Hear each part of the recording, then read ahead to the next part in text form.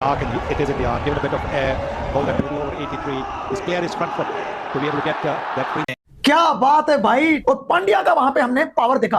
पांड्या वो खिलाड़ी है जिसके बारे में कहा जाता है कि हारे हुए लश्कर का जीता हुआ सिपाही है ये। हार्दिक पांड्या आए और उन्होंने बता दिया कि T20 में इंडिया बापों का भी बाप है। भाई साहब नो लुक हार्दिक पांड्या है यार, और 2 छक्के से ये नहीं बैटिंग कर रहा, ये नहीं बैटिंग कर रहा। इसके लिए तो बड़ी बड़ी बात है। Captain has to be on the pitch rather than off the pitch. Captaincy में बनाए तरह से छक्के मारता है, पावर हाउस है ये भाई जो है, मतलब इसे बॉल भी क्विक दिखता है, फास्ट हैंड, 4 आर्म्स की पूरी ताकत। समटाइम्स आई फेल्ट के बॉल फाड़ देगा। तो क्या शॉट था यार, वो नो लुक शॉट खेला हार्दिक पांड्या ने। मैंने अपनी लाइफ में इससे पहले बहुत सारे अजीबो गरीब शॉट्स देखे, लेकिन ऐसा शॉट मैंने अपनी लाइफ में नहीं देखा। अगर मैं ये कहूं कि हार्दिक पांड्या इस टाइम व्हाइट बॉल में दुनिया का सबसे बेहतरीन ऑलराउंडर और फिनिशर है, कुछ गलत नहीं होगा। लोग शॉट मारते, कौन मारते हैं? चुपचाप सामने बॉलर को देख रहा है, ये भी नहीं कि नीचे देख रहा है, साइड में देख रहा है, ये देख रहा है, ना ना ना ना। और ये पहली बार देखा है मैंने।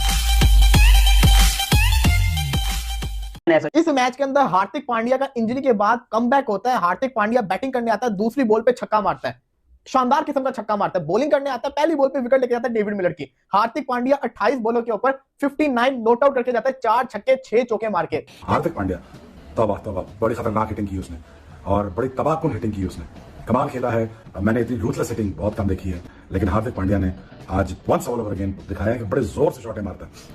जिस तरह हम बार बार बात करते हैं एक Hardik Pandya, we require a player like Hardik Pandya.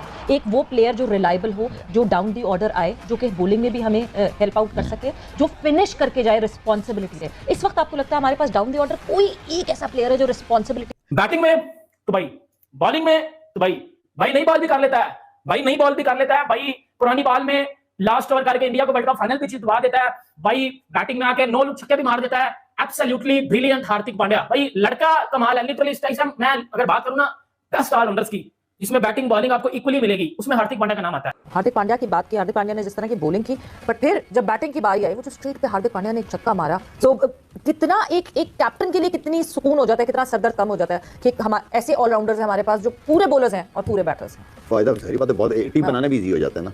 और ऊपर से अगर इंडिया की बात जैसे हो रही है, इंडिया के पास 3 जेन्युइन ऑलराउंडर्स हैं, 3 जेन्युइन ऑलराउंडर्स। आजकल की टीम में आपको कम नहीं, आजकल की दुनिया की क्रिकेट में आपको बहुत कम नजर आएंगे जेन्युइन ऑलराउंडर्स की बात कर रहा हूँ। बॉलिंग बैट्समैन और उसकी बैटर की बात नहीं कर रहा। देखिए फायदा बहुत है, टीम कॉम्बिनेशन इजीली बन जाता है, कप्तान के लिए डिसीजन लेना इजी हो जाता है और उनका इंपैक्ट बहुत ज्यादा होता है जो ऑलराउंडर्स होते हैं। मैंने पांड्या की बैटिंग देखी तो मैंने कहा ये कम से कम 125-150 रन तो बनाएंगे, लेकिन इनका तो जुलूस निकाल दिया, इनको तो बर्बाद कर दिया, इनको तो वन साइडेड उठाकर फेंक दिया। और यहाँ पे जब पाकिस्तान मार रहा था तो लोग कह रहे थे भाई बड़ी अच्छी साउथ अफ्रीका की टीम है, T20 आइज में तो बहुत तगड़ी है।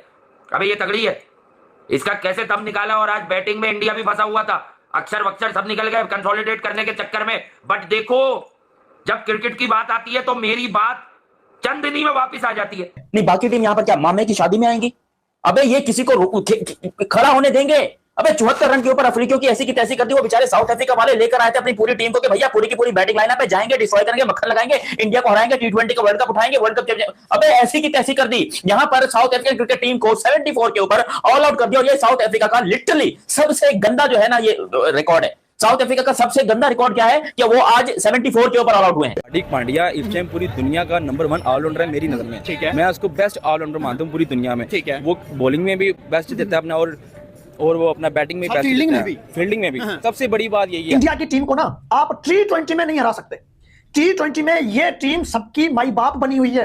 आप टेस्ट में हरा दो ठीक है, ओडीआई में आप इस टीम को नहीं रोक सकते। ठीक है, ऑस्ट्रेलिया में ये ओडीआई सीरीज भी हार गए, हो गया। लेकिन T20 में उसी ऑस्ट्रेलिया को ऑस्ट्रेलिया में चपेड़ा मार के ये यहाँ पे आए हैं और अफ्रीका को 74 रन पे ढेर करके 101 रन से जो है कि मैच इन्होंने जीता है ना। हार्दिक पांड्या के ऊपर सवाल था और सवाल यही है कि जब हम ऑलराउंडर्स को कंपेयर करते हैं दुनिया के ऑलराउंडर्स को, तो फिनिशर्स भी अगर देखा जाए तो प्रॉपर बैट्समैन है और प्रॉपर बॉलर है। अक्सर आप देखते हैं कि ऑलराउंडर में एक स्ट्रेंथ आपकी ज्यादा होती है, बॉलिंग ऑलराउंडर होते हैं या फिर आपको बैटिंग ऑलराउंडर समझा जाता है, चाहे टैग उनको दिया हो कि जी वो ये है। बट द फैक्ट इज कि अगर आप उनके आज के फिगर्स भी देखें, जिस तरह से उन्होंने बॉलिंग कराई और एंड में उन्होंने फिनिश किया, एंड उनकी भी वही चीज है जो हमने कोहली की बात की थी कि जब भी बड़ा ओकेजन आता है वो हमेशा अंडर प्रेशर परफॉर्म करते हैं। सो ओवरऑल एन एक्सट्रीमली जिसे कहते हैं ना क्लच प्लेयर। अभी 3-4 दिन पहले मैं बता रहा था, लोग मार्को येन्सन और हार्दिक पांड्या का सवाल कर रहे थे।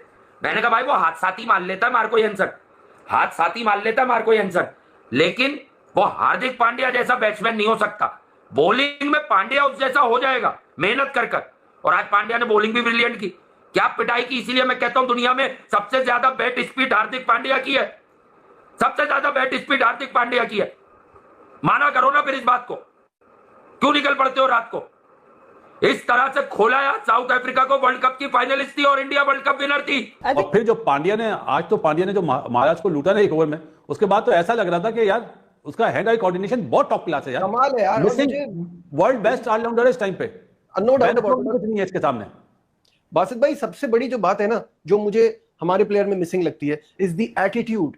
वो जो उसका एटीट्यूड है ना खेलने का, वो जो आंखों में आंखें डाल के और वो जो अपनी बॉडी लैंग्वेज से दिखाता है ना कि नो टारगेट इज इनफ या कोई प्रॉब्लम नहीं है, वो कमाल का लगता है। क्यों? वजह इसका अपना पांड्या का आइडियल कौन है पता आपको? नहीं मुझे नहीं। कैप्टन, जो कैप्टन एमएस।